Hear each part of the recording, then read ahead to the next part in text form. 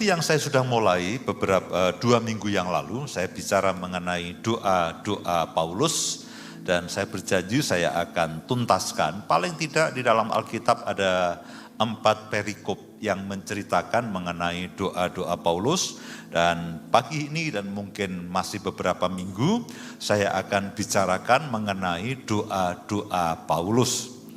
Nah, tujuan saya begini, saya tidak hanya ingin mengajak saudara mempelajari mengenai Paulus dan mengenai doa-doanya. Yang Tuhan taruh dalam kehidupan saya adalah ketika saya mencoba untuk mempelajari dan berdoa, mendoakan akan doa-doa Paulus ini, dan saya sampaikan pada saudara, itu bukan hanya sekedar saudara akan bisa menelaah, saudara bisa meneliti, saudara bisa mengerti Paulus dan doa-doanya itu seperti apa. Tapi tujuan akhirnya adalah kalau seorang Paulus itu berdoa, lalu apa halangannya, apa hambatannya, saya dan saudara juga menjadi orang yang berdoa. Tujuannya itu, fokusnya ke situ, targetnya ke situ. Saudara nanti akan bisa mengerti, dan saya rindu setiap kita akan mempunyai mezbah doa, kita akan mempunyai satu ruangan doa, meskipun ruangannya tidak harus ruang doa. Saya kalau berdoa itu saudaraku hanya di pojok kamar, gelar kasur tipis lalu di pojok kamar. Saya tidak punya ruang doa khusus ya dengan lampu kilat menyambar-nyambar, itu tidak ada. Ya, saya hanya punya pojokan kamar, jadi kadang-kadang ketika saya berdoa, Bu Indah keluar masuk juga tidak ada masalah apa-apa. Saudara tidak harus punya ruangan yang bagaimana ya dengan lilin di pojok-pojok, begitu tidak harus begitu.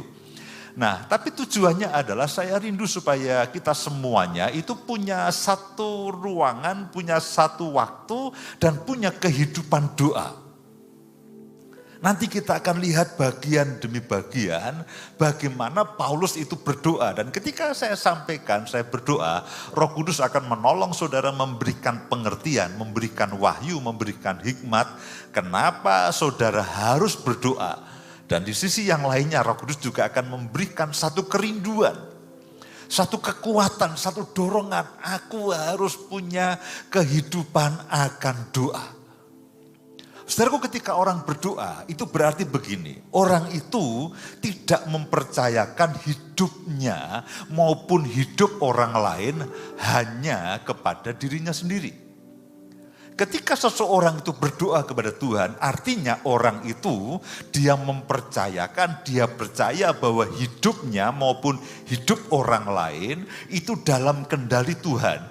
Bahwa rencana Tuhan atas hidupnya maupun orang-orang yang dia kasihi itu jauh lebih baik dibandingkan dengan rencananya. Dan Tuhan itu punya kemampuan yang jauh lebih besar untuk mengubah akan hidup orang lain dan hidupnya ketimbang kemampuannya sendiri. Jadi dengan kata lain, ketika saudara itu berdoa, saudara sedang lebih percaya kepada Tuhan daripada saudara percaya kepada diri saudara sendiri. Acap kali kita mengandalkan akan kemampuan berpikir kita. Acap kali kita mengandalkan akan koneksi-koneksi kita. Acap kali kita mengandalkan akan semua yang ada dalam kehidupan kita. Tentu bukan berarti semuanya harus dibuang. Tapi terlebih dari segala sesuatunya adalah kita lebih percaya kepada Tuhan dan lebih mempercayakan hidup kita kepada Tuhan daripada semua yang kita miliki. Oleh karena itulah kenapa Paulus itu berdoa. Nanti kita akan lihat bagaimana Paulus itu sangat banyak, sangat sering sekali berdoa. Kita akan belajar bagaimana kehidupan doa Paulus, bagaimana seringnya dia berdoa. Kita akan belajar bagaimana sikap hati ketika dia berdoa.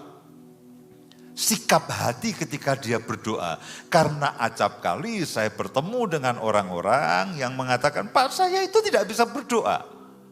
Saya itu sejujurnya malas untuk berdoa. Saya lamban untuk berdoa. Dan ketika saya berdoa itu, aduh Pak, saya enggak tahan. Rasanya sudah lama sekali, loh kok baru 5 menit. Ini padahal sudah begitu berdoa saya melayang kemana-mana, itu udah ngantuk berkali-kali, loh kok baru 5 menit. Saya pikir udah setengah jam, ternyata baru 5 menit. Bagi beberapa orang acap kali doa itu menjadi satu ruangan dan waktu yang sangat membosankan. Nah, kita akan belajar bagaimana sikap Paulus ketika berdoa. Lalu pokok doa yang dia doakan itu apa? Pokok-pokok doa yang dia doakan itu apa? 2 minggu yang lalu saya sampaikan bahwa tidak salah saudara berdoa untuk semua beban hidup saudara. Alkitab mengatakan jangan kamu khawatir tentang apapun juga, tetapi nyatakanlah kekhawatiranmu itu kepada Tuhan dalam doa dan pengucapan syukur. Saudara boleh berdoa untuk kebutuhan hidup saudara setiap hari. Saudara juga boleh berdoa untuk semua yang saudara khawatirkan. Alkitab mengatakan beri kami makanan kami pada hari ini. Artinya Tuhan juga mau saudara berdoa untuk kebutuhan saudara dari hari ke hari, untuk supaya semua yang menjadi beban dalam kehidupan saudara. Tapi kita ingin tahu pokok doa apa yang didoakan oleh Paulus. Lalu hasil apa yang diharapkan? Kolose pasal yang pertama ayat yang ketiga. Mari lihat sama-sama, Kolose pasal yang pertama, ayat yang ketiga. Saya akan cukup banyak membaca bagian firman Tuhan. Saya berharap sesi ini saya bisa selesaikan dalam waktu kurang lebih setengah jam. Saya minta fokus saudara, konsentrasi saudara. Saya akan cukup cepat dari satu ayat ke ayat yang lain. Kami selalu mengucap syukur kepada Allah Bapa Tuhan Yesus Kristus setiap kali kami berdoa untuk kamu. Kolose pasal yang pertama inilah nanti pada ayat-ayat berikutnya merupakan bagian yang kita akan pelajari bersama-sama. Alkitab mengatakan, mencatat apa yang dilakukan oleh Paulus bahwa kami selalu mengucap syukur kepada Allah. Kami selalu mengucap syukur kepada Allah setiap kali kami berdoa untuk kamu. Pada waktu Paulus ini berdoa untuk jemaat di Kolose, dia itu sedang ada di dalam penjara. Kalau saudara baca seluruh kitab Kolose, saudara akan tahu bahwa Paulus ketika dia berdoa, ketika dia sedang berdoa untuk jemaat di Kolose ini, dia sedang ada di dalam penjara, dia sedang terbelenggu. Dan dia sendiri sebetulnya tidak pernah bertemu muka dengan jemaat yang ada di Kolose. Dia hanya mendengarkan cerita, kisah daripada Epafras. Saudara nanti bisa baca, Epafras lah yang menceritakan akan jemaat Kolose kepada Paulus. Dan pada waktu itu jemaat Kolose sedang dalam keadaan kebingungan. Karena ada ajaran-ajaran lain yang mencoba menyimpangkan kehidupan mereka daripada Injil Tuhan dan Injil Kristus. Dalam kondisi seperti itu, ketika Paulus berdoa, alih-alih dia berdoa dengan menggerutu dan mengomel dan dengan caci maki, Alkitab mengatakan dia berdoa dengan penuh ucapan syukur. Itu adalah sikap yang saudara dan saya harus lakukan ketika saudara berdoa datang kepada Tuhan. Jauhlah kiranya dari hati yang panas, hati yang marah, hati yang tidak puas, hati yang mengomel dengan semua keterbatasan yang kita miliki. Ingat, Paulus berdoa pada waktu dia sedang ada di dalam penjara dan dia berdoa untuk jemaat di Kolose yang notabene adalah dia tidak pernah ketemu, dia hanya mendapatkan cerita dari Epafras. Kondisinya sebetulnya tidak memungkinkan atau tidak nyaman. Ya, ketika saudara mengucap syukur, di depan ada makanan yang lezat, saudara menikmati segala sesuatunya. Tuhan, terima kasih, aku tidak pernah menghadapi situasi yang semenyenangkan ini, makanan nikmat, pemandangan bagus dan sebagainya. Oke, ada waktunya kita bersyukur untuk semua kebaikan dan kenikmatan dan kelimpahan yang Tuhan berikan kepada kita semuanya. Tapi bagaimana ketika saudara dalam keadaan yang sulit, saudara dalam keadaan masalah, saudara sedang punya persoalan, saudara sedang punya pergumulan, dan saudara sendiri sedang terjepit dalam segala situasi. Alkitab mengatakan bahwa kami selalu mengucap syukur. Kemudian Efesus pasal yang pertama ayat yang ke-15 dan 16. Efesus pasal yang pertama ayat yang ke-15 dan 16. Sikap yang kedua. Karena itu setelah aku mendengar tentang imanmu dalam Tuhan Yesus dan tentang kasihmu terhadap semua orang kudus, aku pun tidak berhenti mengucap syukur. Karena kamu dan aku selalu mengingat kamu dalam doaku. Diingatkan kembali, Alkitab mencatat bahwa Paulus mengucap syukur dan dia selalu mengingat kamu dalam doaku.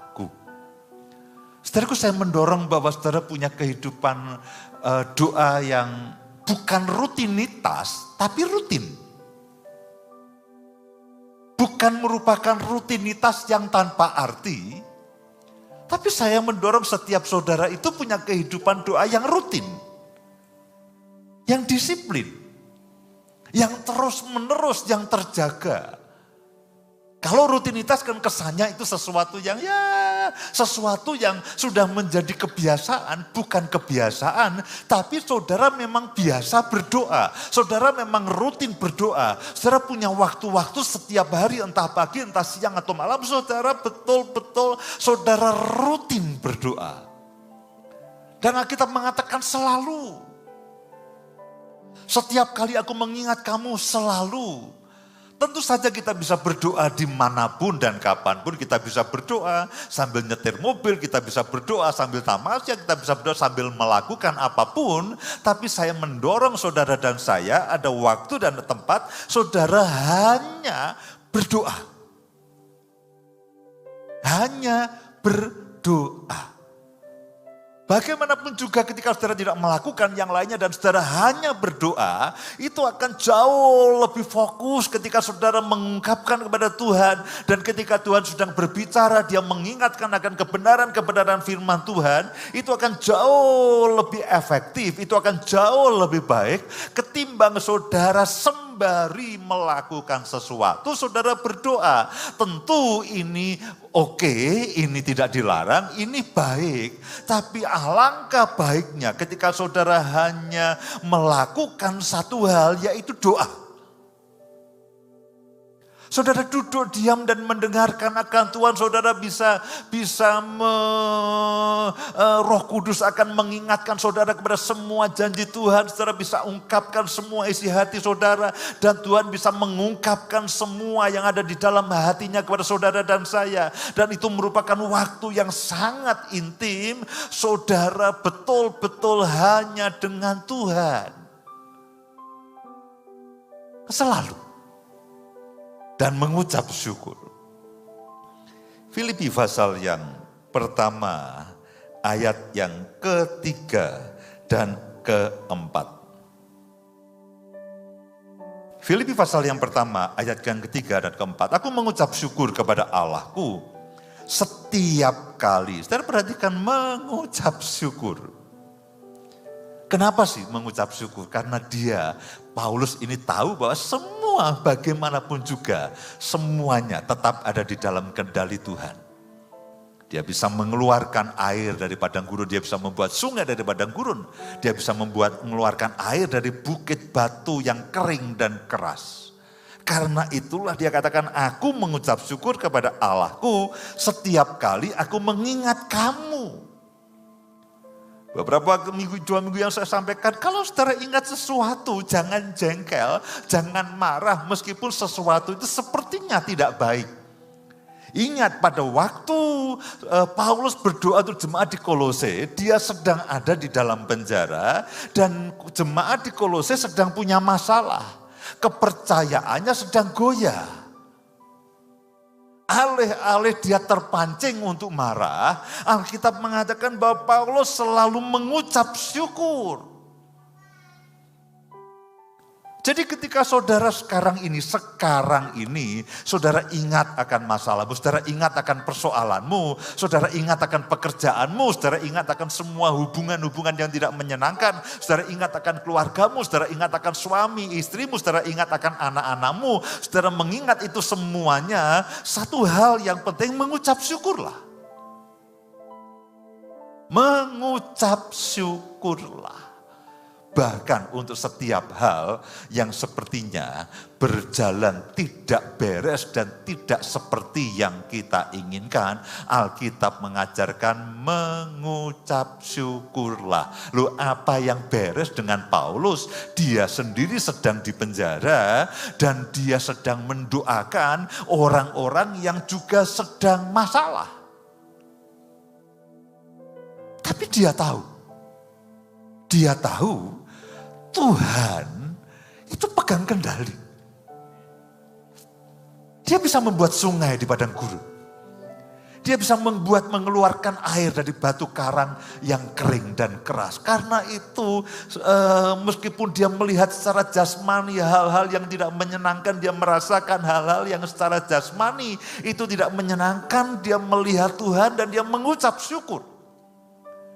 Dia sedang melihat Tuhan mengendalikan segala sesuatunya. Dan dia sedang mengingat akan semua janji Tuhan. Dan dia sedang mengingat apa yang Tuhan akan lakukan. Dia mengucap syukur. Saudaraku, ini bukan mengucap syukur tanpa alasan. Lalu pokoknya mengucap syukur. Loh, kenapa? Pokoknya mengucap syukur. Tidak. Paulus punya alasan kenapa dia mengucap syukur. Bahwa Tuhan yang dia miliki, Tuhan yang dia punyai, itu jauh lebih besar dari semua persoalan yang dia hadapi.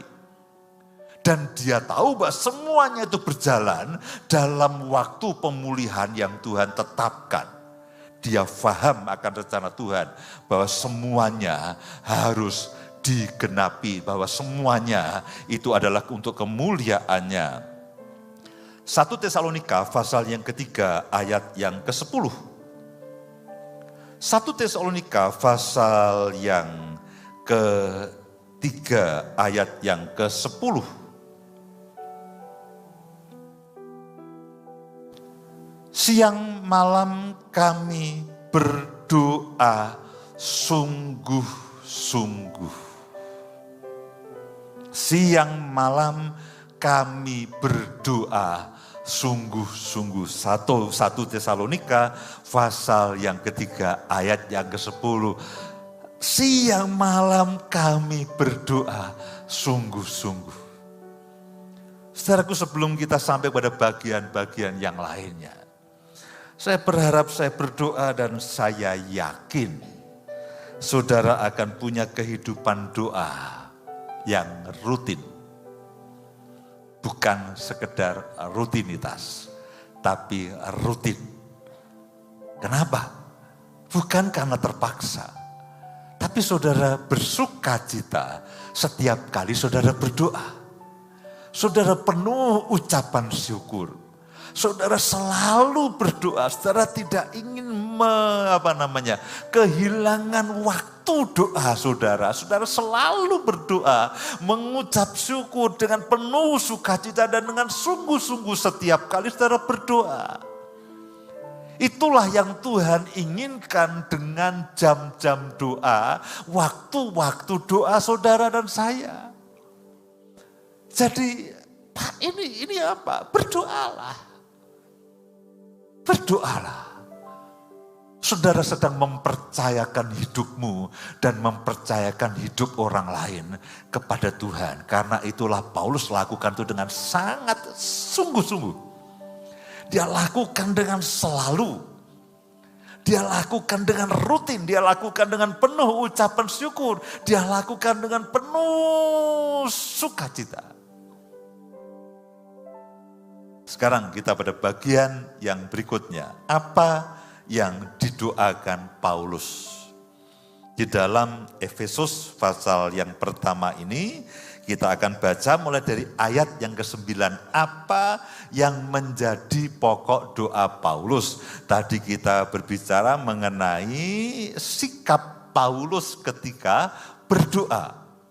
Dan alasan Paulus kenapa dia berdoa, karena dia percaya kepada Tuhan jauh melebihi dari semua kemampuan yang dia miliki. Tadi kita sudah mendengarkan sikap Paulus dalam doa. Nah, sekarang kita akan sampai kepada bagian apa yang didoakan Paulus. Pokok doa apa yang didoakan Paulus. Kolose pasal yang pertama ayat yang ke-9. Mari kita lihat ayat demi ayat. Dan saya berharap saudara akan bisa mengerti, saudara akan bisa memahami bagian-bagian firman Tuhan ini. Sebab itu sejak waktu kami mendengarnya, kami tiada berhenti-henti berdoa untuk kamu. Kami meminta supaya kamu menerima segala hikmat dan pengertian yang benar. Paulus berdoa kepada jemaat di Kolose supaya mereka ini menerima segala hikmat dan pengertian yang benar. Saudara mungkin menyadari ini Pak Yus ini sering kali kalau berdoa, saya selalu berdoa, Tuhan wahyukan firman-Mu, beri kami pengertian, beri kami hikmat. Yang daripada Tuhan sendiri. Bagaimana mungkin saudara bisa mereka-reka akan rencana Tuhan? Bagaimana mungkin saudara dan saya bisa mereka-reka akan kemauan Tuhan yang sangat ajaib? Kemampuan kita sangat terbatas. Apa yang kita miliki sangat terbatas. Dari salah satu cara terbaik untuk saudara bisa mengerti akan apa yang Tuhan mau, berdoalah. Untuk diri saudara sendiri maupun untuk orang-orang yang bersama-sama dengan saudara. Doakan suamimu, doakan istrimu, doakan anak-anakmu, doakan orang tuamu, doakan saudaramu. Paulus mengajari dia berdoa untuk orang lain, bukan hanya untuk dirinya sendiri. Suami, doakanlah istrimu jauh lebih banyak daripada saudara mengomeli dia. Istri, doakanlah suamimu jauh lebih banyak daripada kamu mengungkapkan ketidakpuasanmu. Orang tua daripada kamu membuat jengkel anak-anakmu dengan terus mengomeli dan membangkitkan semua rasa tidak senangnya. Doakan. Ada waktunya saudara dan saya berbicara. Tapi saya begini, saya tidak akan berbicara sebelum saya selesai dalam doa. Beberapa orang menganggap saya, kamu itu lambat. Kenapa enggak langsung aja diberesin? Tidak. Saya akan selesaikan di dalam doa terlebih dahulu sebelum saya membereskan. Kadang-kadang tidak perlu saya bereskan, Tuhan sudah membereskan. Ya. Saya tahu beberapa orang sepertinya ini tidak diberesin. Tenang saja. Ada waktunya saya beres-beresan. Tapi hal pertama yang saya harus bereskan adalah urusan saya dengan Tuhan dan apa yang Tuhan akan kerjakan dalam kehidupannya. Paulus katakan, setiap kali aku berdoa supaya dia memberikan kepadamu segala hikmat dan pengertian yang benar. Untuk mengetahui kehendak Tuhan dengan benar. Mengetahui kehendak Tuhan dengan benar. Kita punya kemauan. Saudara punya kemauan. Orang lain punya keinginan. Para ahli punya pendapat. Tentu kita belajar mendengarkan dari orang lain. Nah, kita mengatakan, mendengarkan orang lain itu akan membuat hatimu jauh lebih bijak. Tapi jangan lupa, mengerti kehendak Tuhan dengan benar. Itu adalah pokok doa yang sangat amat penting. Karena acap kali dalam kehidupan kita ini dipacu oleh banyak hal. Kita didorong oleh banyak hal, kita diiming-imingi oleh berbagai macam hal, dan seringkali hidup kita tidak sadar kita terarah ke situ. Apalagi dengan pandemi seperti ini ketika segala sesuatunya makin tidak jelas. Kadang-kadang kita tidak tahu apakah yang kita putuskan ini benar atau tidak benar. Kalau saudara dan saya tidak tahu dengan benar, saudara perlu berdoa, Tuhan beri aku ini segala hikmat dan pengertian untuk mengetahui kehendak-Mu dengan sempurna. Mengetahui kehendak Tuhan dengan sempurna. Saudara, itulah yang harus saudara doakan untuk istrimu. Supaya istrimu itu mengerti kehendak Tuhan atas hidupnya dengan sempurna. Doakan suamimu. Supaya suamimu itu mengerti kehendak Tuhan dengan sempurna. Doakan anak-anakmu supaya mereka mengerti kehendak Tuhan dengan sempurna. Siapa yang bisa mereka mengerti? Roh Kudus. Hikmat pengertian pewahyuan yang daripada Tuhan sendiri. Kolose pasal yang pertama, lalu ayat yang 10, ayat yang berikutnya. Sehingga hidupmu layak di hadapannya. Sehingga hidupmu layak di hadapannya. Pertama, mengerti kehendak Tuhan dengan sempurna. Lalu hidup kita itu layak di hadapan Tuhan. Yang kita pikirkan, yang kita putuskan, dan yang kita lakukan itu layak di hadapan Tuhan. Nah, saudara harus mengerti ini, bahwa memang oleh kasih karunia Tuhan, saudara sudah dilayakkan dan sudah dibenarkan. Itu status saudara dan saya, tapi belum tentu saudara itu hidup layak dan hidup berkenan di hadapan Tuhan. Meskipun saudara sudah dilayakkan, dibenarkan, dan dikuduskan. Nah, ketika Tuhan dengan segala kemurahannya, dengan segala kasih karunia-Nya membenarkan saudara, melayakkan saudara, bahkan mengangkat saudara menjadi anak raja di atas segala raja, itu adalah kebenaran, itu status yang Tuhan berikan pada saudara dan saya. Persoalannya belum tentu saya dan saudara hidup seperti yang seharusnya. Saudara paham itu? Nah, itulah kenapa Paulus berkata, aku berdoa supaya kamu itu hidup layak di hadapan Tuhan. Sebagai orang yang sudah dilayakkan. Bukan karena kita berbuat baik lalu kita dilayakkan di hadapan Tuhan. Bukan. Oleh karena kasih-Nya, oleh karena pengorbanannya, oleh karena darah-Nya yang kudus itu sudah membenarkan, sudah melayakkan, dan sudah menguduskan akan kehidupan saya dan saudara.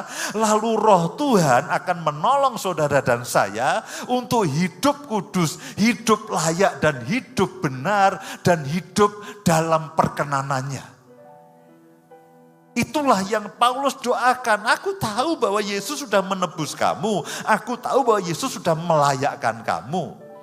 Tapi karena ketidakmengertianmu itu membuat kamu hidup semaumu dan seenak-enakmu. Dan aku berdoa supaya kamu itu hidup layak di hadapan Tuhan.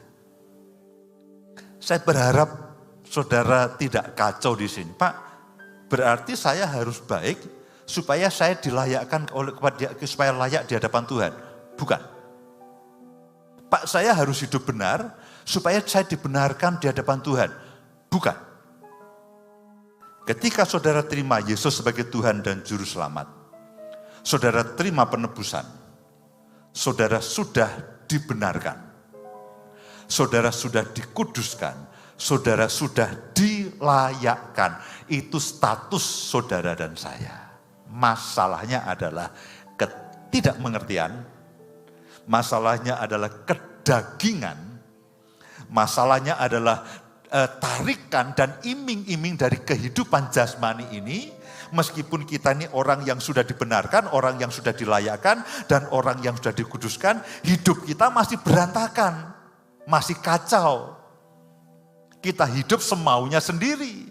Nah, Paulus berdoa, aku berdoa supaya kamu ini mengerti kehendak Tuhan yang sempurna, sehingga hidupmu itu layak di hadapan Tuhan.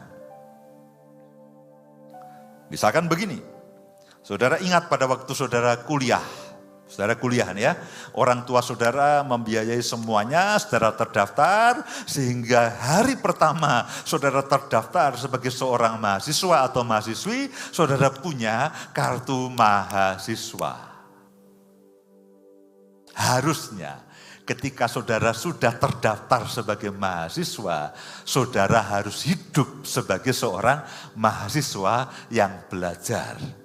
Alasan kenapa lalu harusnya 4 tahun jadi 5 tahun, 6 tahun, bahkan kadang ada yang ngaji tidak selesai dan sebagainya. Ya karena meskipun kita ini sudah menjadi mahasiswa, hidup kita tidak seperti seorang pelajar atau seorang mahasiswa. Kan bukan begini, Pak saya harus hidup seperti mahasiswa supaya saya mahasiswa. Tidak, ketika orang tuamu sudah membayar semuanya dan saudara sudah mendapat kartu mahasiswa, saudara seorang mahasiswa. Hanya masalahnya kadang-kadang kita tidak hidup sebagai seorang mahasiswa yang baik. Saudara bisa bayangkan ketika doa itu yang saudara doakan untuk istrimu, untuk suamimu, untuk anak-anakmu, gak usah ribut. Tidak usah ribut. Banyaklah berdoa. Energi untuk ribut. Ribut itu membutuhkan banyak energi ya. Loh iya. Saya dulu tuh kalau ribut sama Bu Indah, energinya terkuras. Lalu minta es krim. Ya zaman dulu, zaman mahasiswa itu ada es krim di Jalan Mangkubumi kalau gak salah namanya Tip Top. Entah berapa puluh juta uang saya habis hanya untuk bayari Bu Indah makan es krim Tip Top itu saudaraku. Karena apa? Setiap kali kami ribut itu terkuras energinya. Hawa panas itu di sini di ubun-ubun itu keluar apa namanya itu keluknya saudara, keluar asapnya. Perlu es krim Tip Top untuk mendinginkan Bu Indah. Saya bisa bayangkan energi yang kita habiskan untuk jengkel, untuk marah, untuk ribut, saudara habiskan di ruang maha kudusnya Tuhan, menikmati Tuhan, berdoa. Dan saudara tahu pokok doa yang harus saudara doakan. Berdoa supaya Tuhan memberikan wahyu, memberikan hikmat, memberikan pengertian kepada orang-orang yang kita kasihi, kepada orang-orang, kepada seluruh jemaat. Supaya apa? Hidup kita benar, hidup kita sesuai dengan apa yang dimaui Tuhan. Supaya apa? Kodrat ilahi, panggilan surgawi itu boleh tergenapi. Mari. Sehingga hidupmu layak di hadapannya serta berkenan kepadanya dalam segala hal. Ingat, apa yang saudara lakukan bukan membuat saudara diperkenan. Tapi saudara sudah diperkenan, kasih karunia itu salah satu artinya adalah hidup dalam perkenanan Tuhan. Nah, ketika saudara hidup di dalam perkenanannya, lalu saudara itu hidup baik. Layaknya seperti orang yang diperkenan. Karena apa? Karena saudara memang sudah diperkenan. Kalau saudara adalah orang yang diperkenan Tuhan, hidupmu ngaco, berantakan, ngomel, mengadu domba sana sini, nah itu namanya bukan hidup dalam perkenanan. Saudara sebagai orang yang sudah diperkenan oleh Tuhan, tapi hidupmu berantakan. Nah ini yang didoakan Paulus, supaya hidupmu itu sesuai dengan perkenanan Tuhan, sesuai dengan statusmu yang sudah diperkenan oleh Tuhan. Saya bisa bayangkan ini pokok doa yang sangat ajaib. Dan kamu memberi buah. Aduh ini satu ayat padatnya luar biasa. Saya berharap Mbak Mirma akan bisa menguraikan lebih jelas daripada yang saya sampaikan. Jadi mesti follow FB-nya Mbak Mirma itu. Ya minggu lalu saya khotbah mengenai darah dan daging dan darah. Saya khotbah aja saya kadang-kadang bingung. Karena itu hal pertama, itu hal baru yang saya pahami. Jadi saya khotbahkan kadang-kadang Tuhan ini gimana. Nah Mbak Mirma yang di sana itu Mbak Mirma di sana tuh. Itu lalu saya lihat dia nulis ringkasannya di Facebook. Saya katakan Mbak Mirma, ringkasanmu jauh lebih jelas daripada khotbahku. Dia dengar pagi, dia dengar sore. Komplit lah. Jadi saya berharap Mbak Mirma akan bisa, habis ini kebanjiran permintaan untuk memfollow FB-nya Mbak Mirma. Ya, dan kamu memberi buah dalam segala pekerjaan yang baik. Aduh saudaraku, ini ajaib.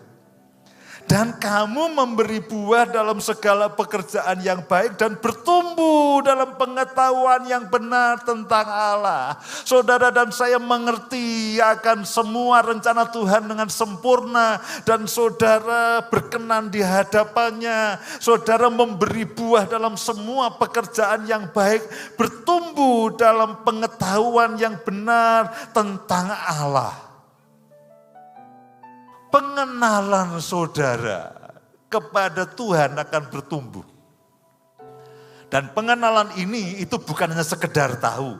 Tapi ini tahu karena mengalami. Epiginosko itu adalah pengetahuan oleh karena pengalaman bersama. Jadi Alkitab itu begini, pengenalan Tuhan, pengenalan saudara akan Tuhan. Pengetahuan saudara akan Tuhan itu bukan hanya sekedar tahu apa kata orang, tapi tahu karena pengalaman hidup bersama. Itulah pengenalan dan pengetahuan akan Tuhan yang dimaksudkan oleh Alkitab. Baik kalau saudara, Pak saya tahu tentang banyak hal mengenai kekristenan, tak baik. Pak saya tahu tentang Tuhan, saya tahu ilmu tentang Tuhan.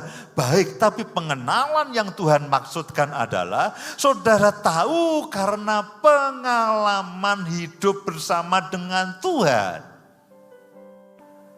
Kalau saudara sering pergi dengan saya, saudara akan tahu sate kambing jenis apa yang saya sukai. Ya, saudara akan tahu sate kambing jenis apa yang tidak saya sukai. Ada satu daerah yang terkenal dengan sate kambingnya. Entah bagaimana saya katakan, aku tidak suka yang jenis ini. Tapi yang jenis ini saya suka. Pak yang mana? Ajaklah saya. Saudara akan epiginosko dengan saya tahu karena pengalaman. Atau kalau saudara ngetes, Pak ini ada sate kambing enak. Ayo kita coba bersama-sama. Nah saudara akan tahu epiginosko dengan saya. Ayat yang ke-11. Mari saudaraku cepat. Dan dikuatkan dengan segala kekuatan dan kuasa kemuliaannya untuk menanggung segala sesuatu dengan tekun dan sabar. Ini ajaib. Tidak semua hal seperti yang kita inginkan. Tidak semua keadaan seperti yang kita impikan. Nah Paulus berdoa supaya saya dan saudara jemaat di Kolose itu dikuatkan. Bukan dengan kekuatan manusia, tapi dengan segala kekuatan dan kuasa kemuliaan Tuhan untuk menanggung segala sesuatu dengan tekun dan sabar. Saudaraku, kadang-kadang kita, tidak sabar dengan waktunya Tuhan. Bagaimana Abraham harus menunggu sekian lama, puluhan tahun. Bagaimana Yusuf harus menunggu 13 tahun. Bagaimana Abraham harus menunggu 25 tahun. Bagaimana Musa harus ada di padang gurun selama 40 tahun sebelum dia memimpin orang Israel keluar dari Mesir, lalu masuk ke padang gurun yang akhirnya juga muter selama 40 tahun. Tidak semua hal seperti yang kita inginkan dan tidak semua hal seperti yang kita impikan. Dan reaksi manusiawi kita setiap kali kita mendapatkan sesuatu yang kita tidak inginkan, sesuatu yang negatif akan muncul jengkel, marah dan sebagainya. Lalu Paulus berdoa, aku berdoa supaya kamu dikuatkan dengan segala kekuatan oleh kuasa kemuliaannya untuk menanggung segala sesuatu dengan menanggung segala sesuatu dengan tekun dan sabar. Ayat yang ke-12, dan mengucap syukur dengan sukacita kepada Bapa yang melayakkan kamu, perhatikan baik-baik, untuk mendapat bagian dalam apa yang ditentukan untuk orang-orang kudus di dalam kerajaan terang. Saudaraku, doa Paulus untuk jemaat di Kolose ini ajaib. Saudara bisa bayangkan ini saudara doakan untuk orang-orang yang bersama-sama dengan saudara. Untuk orang-orang yang saudara kasih. Saudara mengucap syukur untuk hidupnya. Alih-alih saudara jengkel dan komplain atas kehidupannya. Saudara berdoa supaya Tuhan memberikan hikmat, memberikan pengertian, memberikan wahyu. Supaya orang-orang yang saudara dan saya kasihi itu mengerti kehendak Tuhan dengan sempurna. Dan mengenal Tuhan dengan benar. Lalu mereka dikuatkan dalam menanggung segala sesuatunya. Lalu memberi buah dalam segala hal yang baik. Lalu mereka akan menerima semua bagian yang Tuhan sudah tetapkan oleh Tuhan dalam kehidupan mereka. Mereka akan ada di dalam kodrat ilahi dan panggilan surgawi. Itu dua kata yang sering saya doakan untuk keluarga saya dan untuk seluruh jemaat. Saudaraku, setiap kali saya berdoa, setiap pagi saya berdoa, saya akan doakan istri saya, anak-anak saya, menantu, tentu ya jangan merasa dilupakan ya, menantu, lalu seluruh jemaat saya doakan, para pemimpin, para pelayan, para penatua, saya doakan. Salah satu doa yang saya sering doakan adalah, Tuhan supaya kodrat ilahimu dan panggilan surgawimu itu tergenapi dalam kehidupan mereka semuanya. Itulah yang Alkitab mengatakan mereka mendapatkan bagian dalam semua yang ditetapkan Tuhan untuk kehidupan mereka. Baca kembali Kolose pasal yang pertama ini. Sampai dengan ayat yang ke-12, bahkan ayat yang ke-13 dan ke-14. Ia telah melepaskan kita dari kuasa kegelapan dan memindahkan kita dalam kerajaan anak yang dikasihi. Itu ajaib, saudaraku. Dia telah memindahkan kita ke dalam kerajaan anaknya yang kekasih. Di dalam dia kita memiliki penebusan kita. Saudaraku, saudara tahu artinya apa? Artinya apa saudara itu ditebus? Sebelum saudara menjadi milik Tuhan, saudara adalah milik kuasa kegelapan. Karena apa? Karena dosa saya dan saudara, saudara sebetulnya adalah milik kuasa kegelapan, saudara milik si jahat yang menyediakan upah dosa untuk saudara dan saya, yaitu maut. Jadi jangan pernah abaikan dan jangan pernah anggap enteng kuasa penebusan. Itu sangat ajaib. Karena kuasa penebusan itu artinya begini. Dulu saudara adalah milik si jahat. Yang memberikan pada saya dan saudara hadiah yaitu maut karena dosa yang saudara dan saya alami. Tetapi Yesus menebus. Bukan tebus murah. Ini menebus dengan harga yang sangat mahal. Karena apa? Karena saudara itu adalah milik si jahat karena dosa dan hukumannya adalah maut. Sekarang ditebus oleh Yesus dengan darahnya yang kudus, dengan salibnya. Saudara ditebus sehingga saudara dan saya menjadi milik Kristus. Dan ketika saudara dan saya menjadi milik Kristus, kodrat saudara, nasib saudara itu berubah. Panggilan surgawi itu yang Alkitab sebutkan. Jadi jangan pernah kecilkan arti kata penebusan. Itu langit dan bumi, saudaraku. Itu maut dan hidup kekal. Itu neraka dan surga. Kalau saudara tidak ditebus, habislah. Tapi dengan darahnya yang mahal, Dia sudah menebus saya dan saudara. Di dalam Dia kita memiliki penebusan kita, yaitu pengampunan dosa yang notabene upahnya adalah maut. Pak, apa kesimpulannya? Hanya satu kata, berdoalah. Ngapain Pak panjang lebar? Supaya saudara tahu alasan. Kenapa? Saudara akan berdoa dengan tekun, saudara akan berdoa dengan sungguh-sungguh, dan saudara dengan berdoa dengan sukacita. Kenapa Paulus berdoa dengan sukacita? Karena dia tahu yang dia doakan itu pasti terjadi. Dan yang terjadi itu luar biasa. Dia tidak hanya akan melihat jemaat di Kolose akan kaya, akan makmur, akan sehat sembuh. Dia tidak hanya melihat itu, dia melihat bahwa jemaat di Kolose itu mendapatkan bagian yang ditetapkan Tuhan dalam kehidupan mereka. Saudara bisa bayangkan kalau saudara berdoa untuk anggota keluarga, saudara membayangkan Tuhan, oh istriku, anak-anakku akan mendapatkan semua yang kau tetapkan, semua berkat yang ada yang sudah kau sediakan, semua rancanganmu, semua kemuliaan panggilanmu. Saudara akan berdoa dengan sungguh-sungguh, dengan bergairah dan dengan sukacita yang luar biasa. Amin ya.